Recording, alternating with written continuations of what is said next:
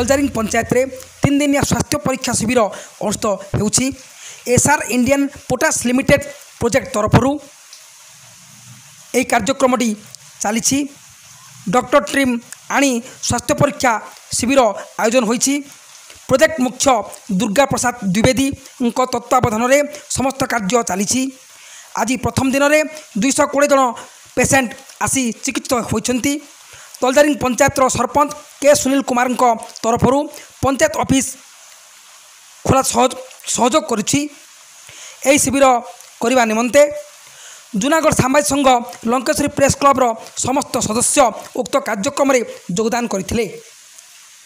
जूनागढ़ सामाजिक संघ Lankeshwari press club उक्त कार्यक्रम में योगदान करथिले।